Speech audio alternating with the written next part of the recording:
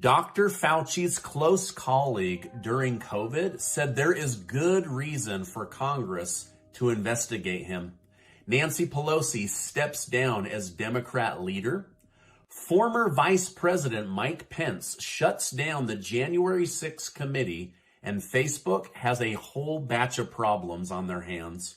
Thank you so much for liking and sharing these videos with family and friends. I'm just a small news organization, so everything you do helps out, and I really, really appreciate it.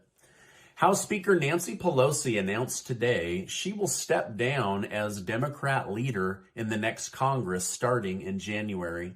She said it's time younger leaders got a chance to lead. She said she will keep her seat for now, but not seek to lead the Democrat Party. She pointed towards New York's Hakeem Jeffries as the person she recommends replace her within the Democrat Party. Ultimately, there will need to be a vote on whether he is the new leader or not. Now, speaking of Pelosi and San Francisco, where she serves, the city announced late last night that it will give $1,200 a month checks to people who consider themselves transgender. The form to be approved for $1,200 every single month has 97 genders, 18 pronouns, and 19 sexual orientations to choose from. And the only qualification is you must believe you're transgender and make less than $600 a month. And then you get $1,200 a month every single month. This program will be funded and paid for by taxpayers in the area.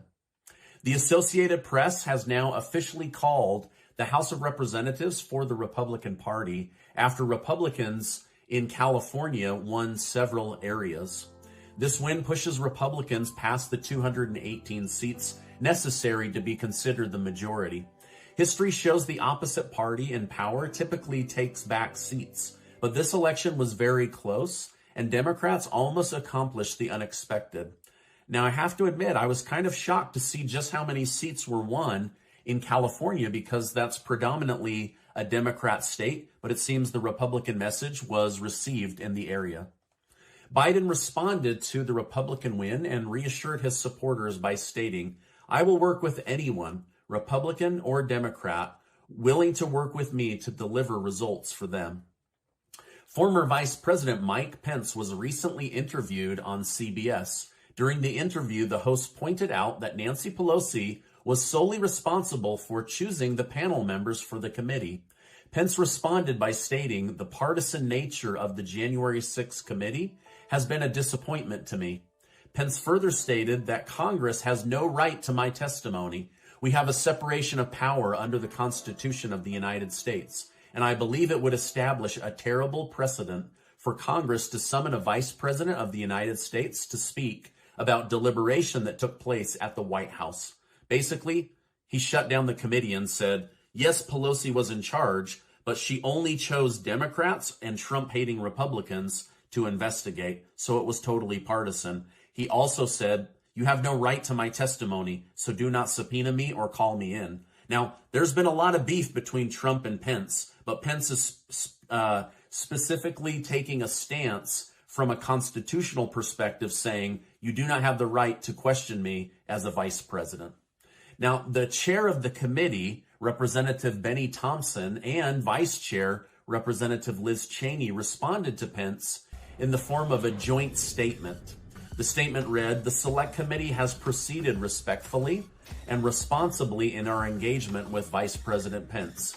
So it is disappointing that he is misrepresenting the nature of our investigation while giving interviews to promote his book." So basically they're saying he's only saying this so that he can sell more books, while Pence is saying, I'm not going to go against the Constitution, which is the very thing that Trump is mad at Pence about, saying, you had a constitutional duty to do this, and Pence says, no, I did not. So you'll have to decide whether Pence was doing the right or wrong thing.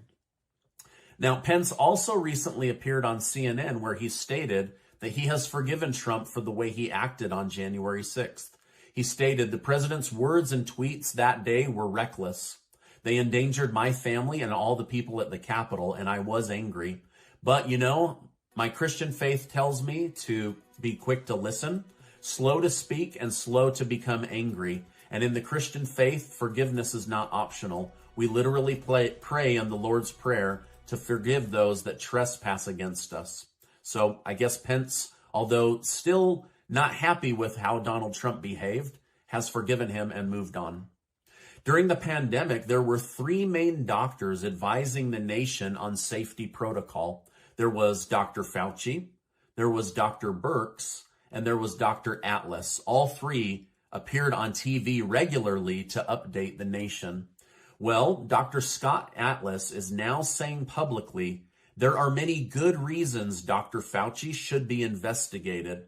To name a few, he said, Dr. Fauci seemed to have reason for not wanting to get to the origin of where COVID came from. He also said there will be evidence of Dr. Fauci purposely misleading the American public because of special interest groups. He also said there will be a trail to the unprecedented draconian lockdowns and why they were used even now as we learn that they had almost no positive impact, according to top medical hospitals. He said you will also find why he really flip-flopped so often on policy and who was behind these changes.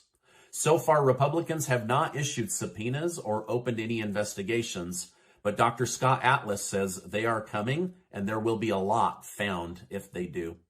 Now, I'm curious to know from you in my community, would you like answers to why big changes to your life and lifestyle were required for 2 years and who was really behind the decisions? Or do you just want to move on? Let me know your thoughts in the comments down below. This Dr. Scott Atlas worked alongside Dr. Fauci, and he seems to believe that a lot will be found if the Republicans in the House decide to investigate it. We are now learning more through insight to what led to the downfall of FTX. The new CEO of FTX, John Ray III, stated, "Never in my career have I seen such a complete failure of corporate controls and such a complete absence of trustworthy financial information as occurred here. From compromised system integrity and faulty regulatory oversight abroad to the concentration of control in the hands of a very small group of inexperienced, unsophisticated, and potentially compromised individuals, this situation is unprecedented." Now remember, this is the guy that took over Enron, and he's saying that this is basically a circus compared to Enron, and Enron was horrible. This utter horrible situation may be the sole reason lawmakers are forced to regulate cryptocurrency going forward. So we'll see how it has a ripple effect on other crypto. But according to this new CEO who oversaw the Enron scam, he's saying this is really, really bad. Now, FTX is not the only company facing issues. Facebook stock has collapsed. They just fired over 11,000 people, and now they're dealing with another major scandal. I know many of you watch my show with kids around, so let me tell you this the best that I can. Facebook employees were consensually laying in bed with social media influencers from YouTube, Instagram, TikTok, you name it, in order to boost their businesses or get a canceled account restored. So they were consensually laying in bed to make this happen. This is basically prostitution, but it was working. Getting canceled, then meeting up with somebody at a chosen location to work things out, and then boom, your account's restored or your account starts growing at an unprecedented rate. Anyway, Facebook is now dealing with this publicly. The stock indexes are down today, as well as gold and silver. This comes as the Federal Reserve Bank decides how to move forward in the face of new inflation data, new housing information data, and new mortgage data. Florida's Governor Ron DeSantis and potential 2024 presidential candidate has stated that people need to chill out on discussing a feud between him and Trump as the midterm elections are not even over. Basically, he's saying the media is stoking this idea that there are bad feelings and a feud between he and Trump.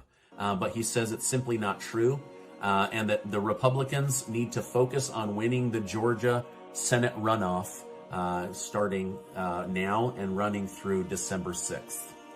China's state-run newspaper, the Global Times, is famous for being anti-Biden, but also being anti-Donald Trump. In regards to Trump's recent presidential bid, the paper wrote, Trump's run is undoubtedly further worsening political divide in the United States. Trump is good at destroying his opponent's characters rather than targeting their political view to gain support.